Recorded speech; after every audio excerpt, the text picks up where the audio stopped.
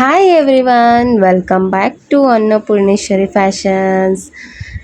ಇವತ್ತೊಂದು ತುಂಬ new design ತೋರಿಸ್ತಾ ಇದ್ದೀನಿ.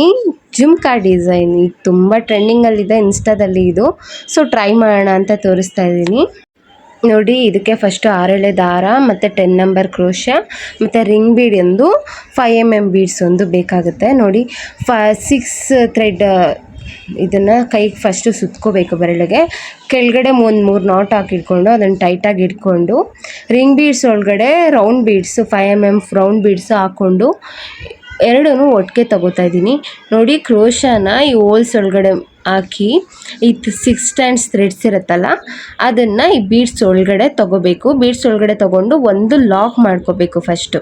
ನೋಡಿ, ಈ ಥರ ಫಸ್ಟ್ ಒಂದು ಲಾಕ್ ಮಾಡಿ ಅದನ್ನು ಟೈಟ್ ಮಾಡಿಕೊಂಡು ಫಸ್ಟು ಇವಾಗ 3 ಚೈನ್ ಹಾಕ್ಕೋಬೇಕು. ಈ 3 ಚೈನ್ ಯಾಕಂದರೆ ನೆಕ್ಸ್ಟ್ ನಾವು ಡಬಲ್ ಕ್ರೋಶ ಹಾಕ್ತೀವಲ್ಲ ಅದಕ್ಕೆ ಬೇಸಿಗೆ ಲೆಂತ್ಗೆ ಬೇಕು. ಸೊ ಹಾಗಾಗಿ ಈ 3 ಚೈನ್ ಹಾಕ್ಕೊತಾ ಇದ್ದೀವಿ. 3 ಚೈನ್ ಆದಮೇಲೆ ಕ್ರೋಶ ಮೇಲೆ 2 ಸುತ್ತಕೊಂಡು ಥ್ರೆಡ್ ಇರುತ್ತಲ್ಲ, ಹಿಂದೆಗಡೆ ಥ್ರೆಡ್ ತೊಗೊಂಡಿರ್ತೀವಲ್ಲ, ಲಾಕ್ ಮಾಡಿರ್ತೀವಲ್ಲ, ಆ ಥ್ರೆಡ್ಡಿಂದ ಸೇರಿಸಿ ತೊಗೋಬೇಕು. ಫಸ್ಟ್ 2ರಲ್ಲೊಂದು ಮತ್ತು 2ರಲ್ಲೊಂದು ಮತ್ತು ಇವಾಗ 2ರಲ್ಲೊಂದು ತೊಗೋತಾ ಇದ್ದೀನಿ.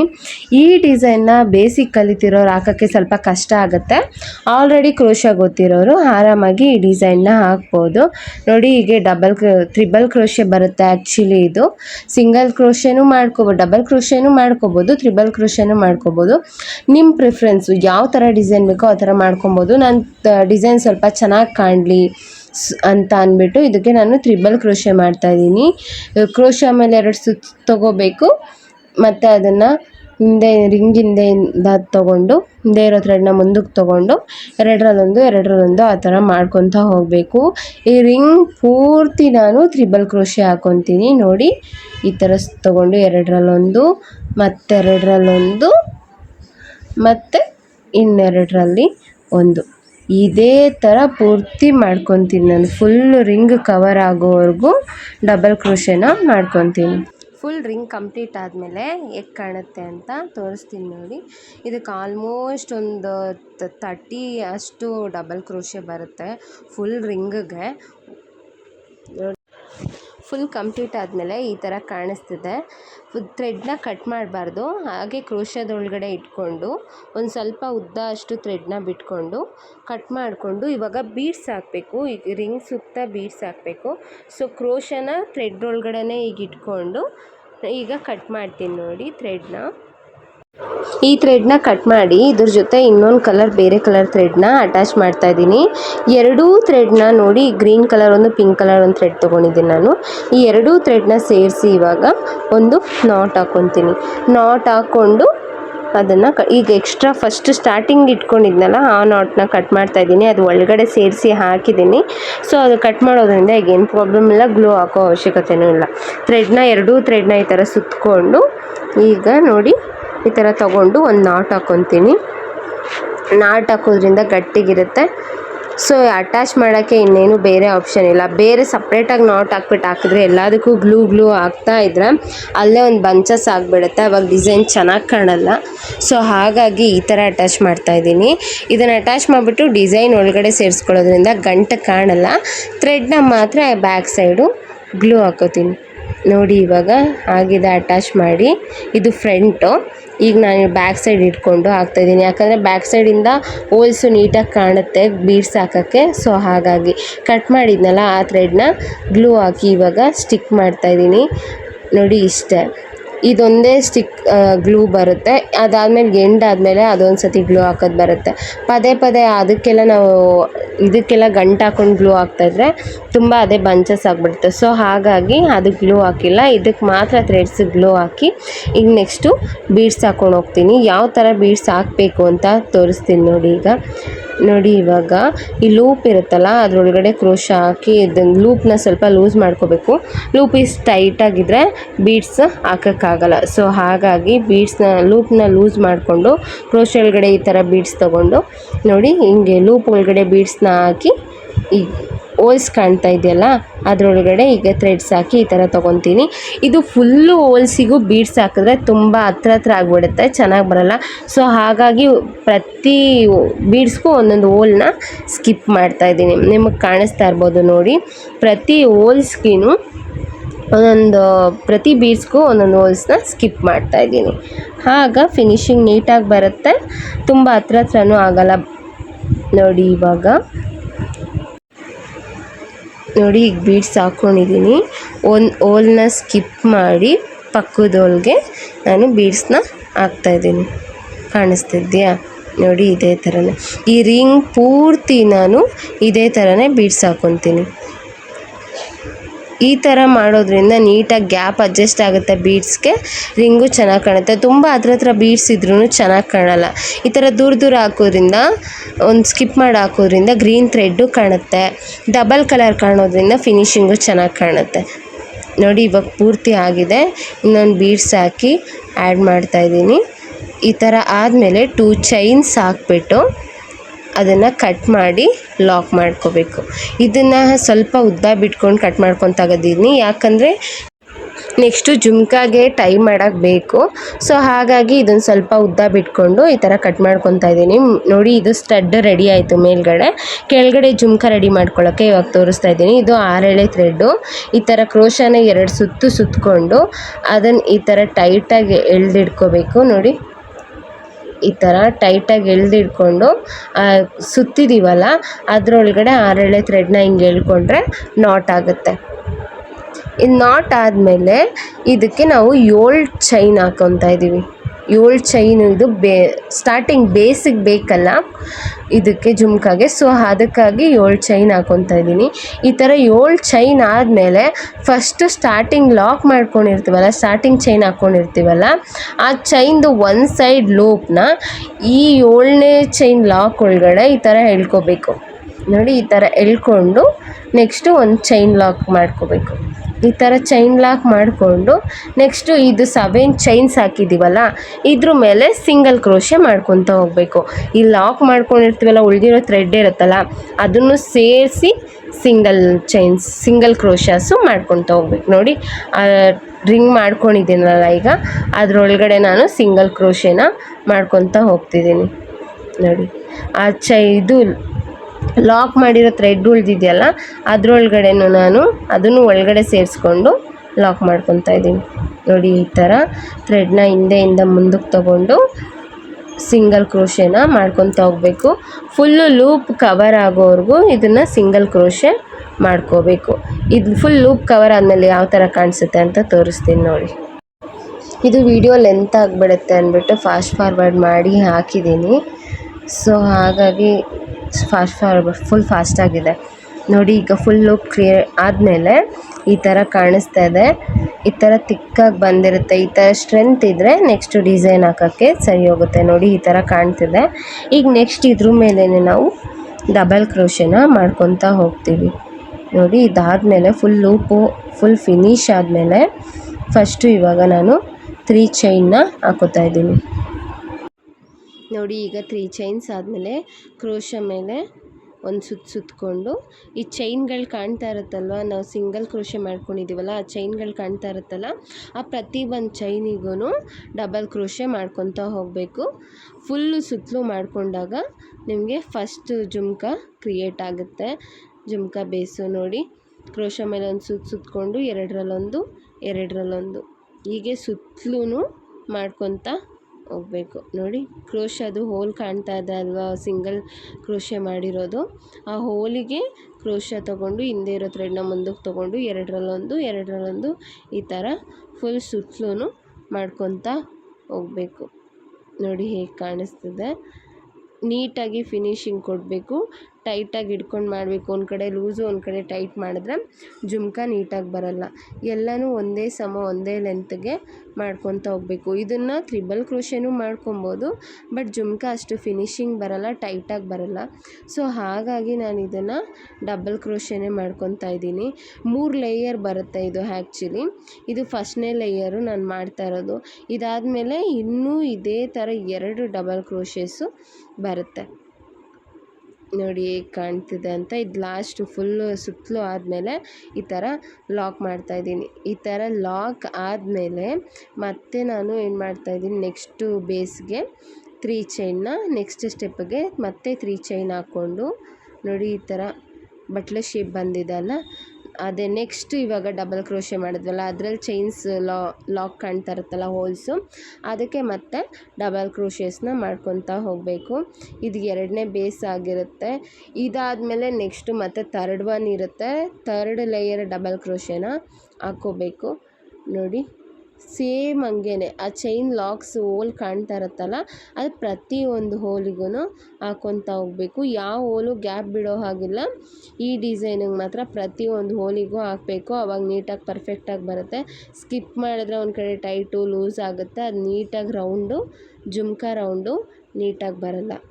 ಸೊ ಹಾಗಾಗಿ ಯಾವುದು ಏನು ಎಲ್ಲೂ ಮಿಸ್ ಮಾಡ್ದಿರಾ, ಎಲ್ಲೂ ಲೂಸು ಟೈಟು ಮಾಡ್ದಿರಾ ಎಲ್ಲನೂ ಒಂದೇ ಸಮ ಹಾಕ್ಕೊಂಡೋಗಿ.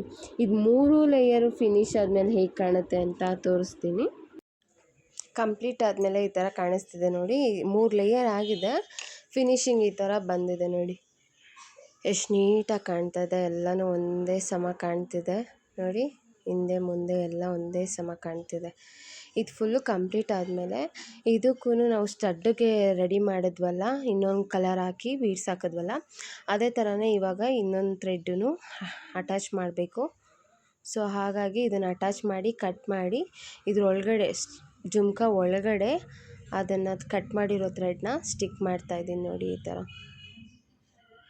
ಈ ಥರ ಸ್ಟಿಕ್ ಮಾಡಿ ಇದಕ್ಕೆ ನಾನು ರೌಂಡ್ ಬೀಡ್ಸ್ ಹಾಕಲ್ಲ, ಇದಕ್ಕೆ ಗೆಜ್ಜೆ ಥರ ಬೀಡ್ಸ್ ಬಂದಿದೆ, ಅದೇ ಆ್ಯಕ್ಚುಲಿ ಡಿಫ್ರೆಂಟಾಗಿ ಲುಕ್ ಕೊಡ್ತಾ ಇರೋದು ಇದಕ್ಕೆ.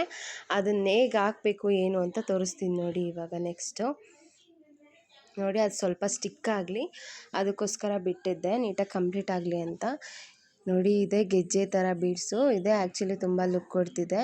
ಇದನ್ನ ಪುಲ್ ಮಾಡಿ ಈ ಥರ ಥ್ರೆಡ್ ಒಳಗಡೆ ಹಾಕಿ ಪ್ರತಿಯೊಂದು ಹೋಲ್ಸಿಗೂ ಈ ಗೆಜ್ಜೆ ಬೀಡ್ಸ್ನ ಹಾಕ್ಕೊಂಡು ಹೋಗ್ತಾಯಿದ್ದೀನಿ.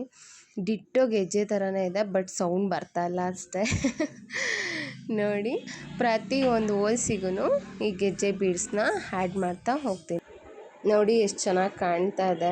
ಫಿನಿಶಿಂಗ್ ಆದಮೇಲಂತೂ ತುಂಬ ಚೆನ್ನಾಗಿ ಕಾಣ್ತಾ ಇದೆ. ಪ್ರತಿ ಹೋಲಿಗೂ ಈ ಗೆಜ್ಜೆ ಬೀಡ್ಸ್ನ ನಾನು ಆ್ಯಡ್ ಮಾಡ್ತಾಯಿದ್ದೀನಿ. ಫುಲ್ ಕಂಪ್ಲೀಟ್ ಆದಮೇಲೆ ಕೆಳಗಡೆ ಚೈನ್ ಲಾಕ್ ಕಾಣಿಸ್ತಾ ಇರುತ್ತಲ್ವ, ಆ ಲಾಕಿಗೆ ನಾನು ಗೆಜ್ಜೆ ಬೀಡ್ಸ್ನ ಆ್ಯಡ್ ಮಾಡ್ತಾಯಿದ್ದೀನಿ. ಆ್ಯಕ್ಚುಲಿ ಬೀಡ್ಸ್ ಎಲ್ಲ ಹಾಕ್ಬೇಕಾದ್ರೆ ಸ್ವಲ್ಪ ಫ್ಲ್ಯಾಟ್ ಆಗುತ್ತೆ. ಇದು ಫಿನಿಶಿಂಗ್ ಆದಮೇಲೆ ನಾವು ಕರೆಕ್ಟಾಗಿ ಮಾಡ್ಕೋಬೋದು, ಏನೂ ಪ್ರಾಬ್ಲಮ್ ಇಲ್ಲ.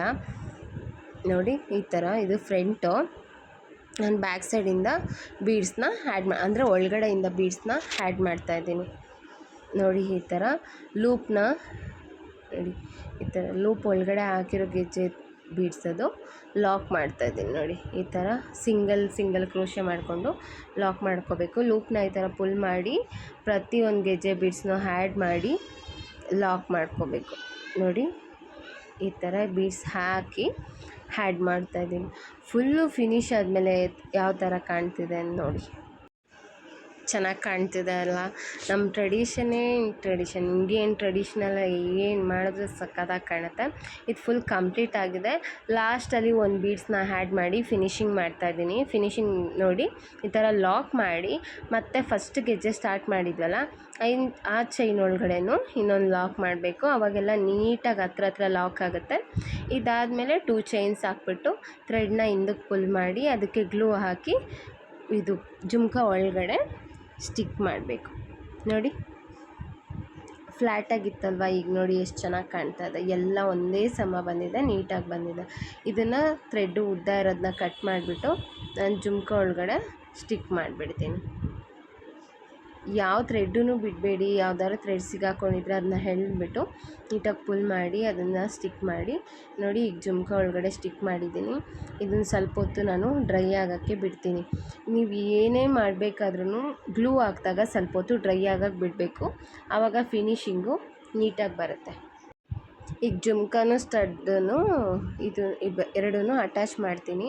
ಇದು ಅಟ್ಯಾಚ್ ಮಾಡೋಕ್ಕೂ ಮುಂಚೆ ಜುಮ್ಕಾ ಸೀದಾ ಇದೆ ಅಲ್ವಾ, ಈ ಜುಮ್ಕಾನ ಉಲ್ಟಾ ಮಾಡ್ಕೋಬೇಕು. ಉಲ್ಟಾ ಮಾಡ್ಕೊಂಡಾಗ ನಮಗೆ ನೀಟಾಗಿ ಗಂಟೆಲ್ಲ ಹಾಕೋಕ್ಕೆ ನೀಟಾಗಿ ಗ್ಯಾಪ್ ಸಿಗುತ್ತೆ. ಗ್ಲೂ ಇನ್ನೂ ಸ್ವಲ್ಪ ಡ್ರೈ ಆಗಬೇಕು, ಸೊ ಡ್ರೈ ಆಗೋಕ್ಕೆ ಬಿಟ್ಟಿದ್ದೆ ಇಷ್ಟೊತ್ತು ನೋಡಿ. ಇವಾಗ ಜುಮ್ಕಾನ ಈ ಥರ ಉಲ್ಟಾ ಮಾಡ್ತಾಯಿದ್ದೀನಿ ನೋಡಿ. ಜುಮ್ಕನ ಈ ಥರ ಉಲ್ಟಾ ಮಾಡಿ ಸ್ಟಡ್ಡಲ್ಲಿದೆ ಅಲ್ವಾ ಥ್ರೆಡ್ಡು, ಆ ಥ್ರೆಡ್ಡನ್ನ ಈ ಜುಮ್ಕ ಒಳಗಡೆ ಬರಬೇಕು. ಸೊ ಆ ಥರ ಥ್ರೆಡ್ನ ನಾವು ತೊಗೋಬೇಕು. ಈಗ ನೋಡಿ ಈ ಉಲ್ಟಾ ಈ ಹೋಲ್ ಕಾಣಿಸ್ತಾ ಇದೆಯಲ್ಲ, ಅದರೊಳಗಡೆಯಿಂದ ನಾನು ಥ್ರೆಡ್ನ ತೊಗೊತೀನಿ ಜುಮ್ಕ ಒಳಗಡೆ. ನೋಡಿ ಈಗ ಥ್ರೆಡ್ ತೊಗೊಂಡಿದ್ದೀನಿ. ಥ್ರೆಡ್ ತೊಗೊಂಡು ಜುಮ್ಕ ಒಳಗಡೆ ಸ್ಟಡ್ನ ಫುಲ್ ಟೈಟಾಗಿ ಎಳೆದಿಟ್ಕೋಬೇಕು. ಆಮೇಲೆ ನಾವು ಹೆಂಗೆ ಬೇಕೋ ಹಂಗೆ ಸರಿ ಮಾಡ್ಕೋಬೋದು. ನೋಡಿ ಈ ಥರ ಟೈಟಾಗಿ ಇಟ್ಕೊಂಡಿದ್ದೀನಿ ನಾನು. ಆ ಜುಮ್ಕ ಒಳಗಡೆ ಬಂದಿದೆ ಸ್ಟಡ್ಡು. ಆ ಜುಮ್ಕ ಆಮೇಲೆ ಈ ಥ್ರೆಡ್ ಉಳಿದಿದೆಯಲ್ಲ, ಅದರಲ್ಲಿ ನಾನು 5 mm ಬೀಡ್ಸ್ ಒಂದು ಮತ್ತು 3 mm ಬೀಡ್ಸ್ ಒಂದನ್ನು ಆ್ಯಡ್ ಮಾಡ್ಕೊತಾ ಇದ್ದೀನಿ. ನೋಡಿ ಈ ಥರ ಥ್ರೆಡ್ ಉಳಿದಿರುತ್ತಲ್ಲ, ಅದರಲ್ಲಿ ಫಸ್ಟು ನಾನು 5 mm ಬೀಡ್ಸು ಮತ್ತು 3 mm ಬೀಡ್ಸು ಎರಡೂ ಆ್ಯಡ್ ಮಾಡ್ಕೊತೀನಿ. ಯಾಕಂದರೆ ನಾಟು ಬಿಚ್ಚೋಗಬಾರ್ದಲ್ವ, ನಾವು ಗಂಟು ಹಾಕಿದಾಗ ಬರೀ ಗಂಟು ಹಾಕಿ ಅದನ್ನು ಸ್ಟಿಕ್ ಮಾಡಿದ್ರೆ ಬಿಚ್ಚೋಗೋ ಚಾನ್ಸಸ್ ಇರುತ್ತೆ. ಸೊ ಹಾಗಾಗಿ ಗ್ರಿಪ್ ಸಿಗಲಿ ಅಂದ್ಬಿಟ್ಟು ಫಸ್ಟು ದೊಡ್ಡ ಬೀಡ್ಸ್ ಹಾಕಿದ್ದೀನಿ. ಆಮೇಲೆ ಇನ್ನೊಂದು 3 mm ಬೀಡ್ಸ್ ಹಾಕ್ಬಿಟ್ಟು ಫಸ್ಟು ಒಂದು ನಾಟ್ ಹಾಕಿ, ಬರೀ ಸಿಂಗಲ್ ನಾಟ್ ಥ್ರೆಡ್ಡಿಗೆ ಮಾತ್ರ ಫಸ್ಟೊಂದು ನೋಡಿ ಈ ಥರ ನಾಟ್ ಹಾಕ್ಕೊತಾ ಇದ್ದೀನಿ. ನಿಮ್ಗೆ ಯಾವ ಥರ ರೂಢಿ ಇದೆ ಆ ಥರ ಹಾಕ್ಕೊಳ್ಳಿ. ನಾನು ಕ್ರೋಶಾ ಸಹಾಯದಿಂದ ಹಾಕ್ತಾಯಿದ್ದೀನಿ. ನೋಡಿ ಈ ಥರ ಹಾಕಿ ಫಸ್ಟು ಒಂದು ಥ್ರೆಡ್ನ, ಆಮೇಲೆ 3 mm ಬೀಡ್ಸ್ ಇದೆ ಅಲ್ವಾ, ಅದನ್ನು ಸೇರಿಸಿ ನಾಟ್ ಹಾಕ್ಕೊಳ್ಳಿ. ಸೊ ಆವಾಗ ಈ ಗಂಟು ಬಿಚ್ಚೋದ್ರು ಯಾವ ಗಂಟು ಒಂದು 3-4 ಗಂಟು ಹಾಕೋದ್ರಿಂದ ಬಿಚ್ಚೋಗೋ ಚಾನ್ಸಸ್ ಇರಲ್ಲ. ನೋಡಿ ಇವಾಗ ನಾನು ಯಾವ ಥರ ಹಾಕ್ತೀನಿ ಅಂತ ನೋಡಿ. ಬೀಡ್ಸ್ ಮೇಲಿಂದ ನಾನು ಥ್ರೆಡ್ನ ತೊಗೊತಾ ಇದ್ದೀನಿ. ತೊಗೊಂಡು ಬೀಡ್ಸ್ನು ಸೇರಿಸಿ ನಾಟ್ ಹಾಕ್ಕೊತೀನಿ. ಈ ಥರ ಹಾಕೋದ್ರಿಂದ ಮಧ್ಯದಲ್ಲಿ ಲಾಕ್ ಆಗಿರುತ್ತೆ, ಅದು ಬಿಚ್ಚೋಗೋ ಚಾನ್ಸಸ್ ಇರಲ್ಲ. ಯಾಕೆಂದರೆ ನಾವೇ ಬಿಚ್ಚೋಕಿದ್ರೂ ಅದು ಬಿಚ್ಚೋಕ್ಕಾಗಲ್ಲ, ಕಷ್ಟ ಆಗುತ್ತೆ. ಇನ್ನು ಅದಾಗದೇ ಬಿಚ್ಚೋಗೋಕ್ಕಂತೂ ಚಾನ್ಸೇ ಇಲ್ಲ. ನೋಡಿ ಈ ಥರ ನಾನೊಂದು 3-4 ಗಂಟಂತೂ ಹಾಕೋತಿದ್ದೀನಿ. 3-4 ಗಂಟು ಹಾಕ್ಕೊಂಡು ಆ ಎಕ್ಸ್ಟ್ರಾ ಇರೋ ಥ್ರೆಡ್ನ ಕಟ್ ಮಾಡ್ಕೊಂಬಿಡಿ. ನೋಡಿ ಗಂಟು ಆಗಿದೆ. ಈಗ ಎಕ್ಸ್ಟ್ರಾ ಟೈಟ್ ಮಾಡಿಬಿಟ್ಟು ಎಕ್ಸ್ಟ್ರಾ ಇರೋ ಥ್ರೆಡ್ನ ಕಟ್ ಮಾಡಿ ಅದನ್ನು ಜುಮ್ಕ ಇರುತ್ತಲ್ಲ ಅದಕ್ಕೇ ಗ್ಲೂ ಹಾಕಿ ಸ್ಟಿಕ್ ಮಾಡ್ಕೊಂಬಿಡಿ. ಆವಾಗ ಬಿಚ್ಚೋಗೋ ಚಾನ್ಸಸ್ ಇರಲ್ಲ. ನೋಡಿ ಗ್ಲೂ ಹಾಕಿ ಈ ಥರ ಸ್ಟಿಕ್ ನೋಡಿ. ಇವಾಗ ಗ್ಲೂ ಹಾಕಿ ಅದನ್ನು ಡ್ರೈ ಆಗಕ್ಕೆ ಬಿಟ್ಟಿದ್ದೀನಿ. ಸ್ವಲ್ಪ ಡ್ರೈ ಆಗಬೇಕು, ಏನೇ ಆದರೂ ಸ್ವಲ್ಪ ಡ್ರೈ ಆಗಕ್ಕೆ ಬಿಡಿ ಗ್ಲೂ ಹಾಕಿದ್ಮೇಲೆ. ಸೊ ಆವಾಗ ಫಿನಿಶಿಂಗ್ ನೀಟಾಗಿ ಬರುತ್ತೆ. ಆ ಡ್ರೈ ಆದಮೇಲೆ ನೋಡಿ ಈ ಥರ ತಿರುಗಿಸ್ತಾ ಇದ್ದೀನಿ ನಾನು. ನೋಡಿ ಫುಲ್ ತಿರುಗಿಸಿ ಅದನ್ನು ಸರಿ ಮಾಡ್ಕೋಬೇಕು. ಸ್ವಲ್ಪ ಆ ಕಡೆ ಈ ಕಡೆ ಆಗಿರುತ್ತೆ ಬಿಕಾಸ್ ಥ್ರೆಡ್ಸ್ ಅಲ್ವಾ. ನೋಡಿ ತಿರುಗಿಸಿ ಈ ಥರ ಮಾಡಿಕೊಂಡು ಇದ್ರ ಮಧ್ಯದಲ್ಲಿ ಜುಮ್ಕ ಮತ್ತು ಸ್ಟೆಡ್ ಮಧ್ಯದಲ್ಲೂ ನಾವು ಗ್ಲೂನ ಹಾಕ್ಕೋಬೇಕು. ಆವಾಗ ನೀಟಾಗಿ ಫಿಟ್ಟಾಗಿ ಕೂರುತ್ತೆ. ನೋಡಿ ಇವಾಗ ನೋಡಿ ಎಷ್ಟು ಚೆನ್ನಾಗಿ ಕಾಣ್ತಿದೆ ಫಿನಿಶಿಂಗು. ಆ ಕಲರ್ ಮ್ಯಾಚಿಂಗಲ್ಲೂ ಕೂಡ ನಾವು ಹಾಕೋ ಡಿಸೈನು ತುಂಬ ಚೆನ್ನಾಗಿ ಕಾಣುತ್ತೆ. ಈಗ ಸ್ಟಡ್ಡು ಮತ್ತು ಜುಮ್ಕಿ ನೋಡಿ ಈ ಥರ ಎಷ್ಟು ಚೆನ್ನಾಗಿ ಕಾಣ್ತಾಯಿದೆ ನೋಡಿ, ಶೇಕ್ ಆಗ್ತಾಯಿದೆ. ಈಗ ಸ್ಟಡ್ಡು ಮತ್ತು ಜುಮ್ಕಿ ಮಧ್ಯೆನೂ ನಾನು ಸ್ವಲ್ಪ ಗ್ಲೂ ಹಾಕೋತೀನಿ. ಶೇಕ್ ಆದ್ರೂ ಚೆನ್ನಾಗಿ ಕಾಣುತ್ತೆ, ಯಾಕಂದರೆ ಜುಮ್ಕಿ ಹಳ್ಳಾದ್ರೇ ಚೆನ್ನಾಗಿ ಕಾಣೋದಲ್ವ. ಆದರೂ ಗ್ರಿಪ್ಪಿಗಿರಲಿ ಅಂದ್ಬಿಟ್ಟು ನಾನು ಇದ್ರ ಮಧ್ಯೆನೂ ಗ್ಲೂ ಹಾಕೋತಾ ಇದ್ದೀನಿ. ನೋಡಿ ಈ ಥರ ತುಂಬ ಚೆನ್ನಾಗಿ ಬರುತ್ತೆ. ಇದು ಸ್ಯಾರಿಗೆ ಹಾಕಿದ್ಮೇಲೆ ಟ್ರೆಡಿಷ್ನಲ್ ಸ್ಯಾರಿ, ಕಲಂಕಾರಿ ಸ್ಯಾರೀಸ್ಗೆಲ್ಲ ಇದೇ ಥರ ಜುಮ್ಕ ಡಿಸೈನ್ಸ್ ಇದ್ದರೆ, ಎಲಿಫೆಂಟ್ ಡಿಸೈನ್ಸ್ ಎಲ್ಲ ಇರುತ್ತಲ್ವ, ಆ ಸ್ಯಾರೀಸ್ಗೆ ಈ ಥರ ಟ್ರೆಡಿಷ್ನಲಾಗಿ ಜುಮ್ಕ ಕುಚ್ಚಾಕ್ಬಿಟ್ರೆ ತುಂಬ ಚೆನ್ನಾಗಿ ಕಾಣಿಸುತ್ತೆ. ನೋಡಿ ಎಷ್ಟು ಚೆನ್ನಾಗಿ ಕಾಣ್ತದೆ, ಎಷ್ಟು ಚೆನ್ನಾಗಿ ನಿಲ್ಲುತ್ತೆ ನೋಡಿ ಫಿಟ್ಟಾಗಿ. ಗ್ಲೂ ಹಾಕಿ ಸ್ಟಿಕ್ ಆದಮೇಲೆ ಇನ್ನೂ ಟೈಟಾಗಿ ಫಿಟ್ಟಾಗಿ ನೀಟಾಗಿ ನಿಲ್ಲುತ್ತೆ. ನೋಡಿ ಎಷ್ಟು ಚೆನ್ನಾಗಿ ಕಾಣ್ತಿದೆ. ಈ ಸ್ಯಾರಿ ಮೇಲಂತೂ ತುಂಬ ಚೆನ್ನಾಗಿ ಕಾಣುತ್ತೆ. ನಾನು ನಿಮಗೆ ತೋರ್ಸೋಕ್ಕೋಸ್ಕರ ಇದು ಒಂದು ಪೀಸ್ ಮಾಡಿದೆ ಅಷ್ಟೇ. ಯಾವುದಾದ್ರು ಸ್ಯಾರಿಗೆ ಮಾಡಿದಾಗ ಫುಲ್ ಯಾವ ಥರ ಬರುತ್ತೆ ಅಂದ್ಬಿಟ್ಟು ಸ್ಯಾರಿಗೆ ಹಾಕಿ ನಾನು ತೋರಿಸ್ತೀನಿ. ನೋಡಿ ಹತ್ರದಿಂದನೂ ಎಷ್ಟು ಚೆನ್ನಾಗಿ ಕಾಣ್ತಿದೆ ನೋಡಿ. Thank you for watching. ಇಷ್ಟ ಆದರೆ ಸಬ್ಸ್ಕ್ರೈಬ್ ಮಾಡಿ, ಲೈಕ್ ಮಾಡಿ, ನಮ್ಮ ಚಾನಲ್ನ ಬೇರೆಯವ್ರಿಗೂ ಶೇರ್ ಮಾಡಿ.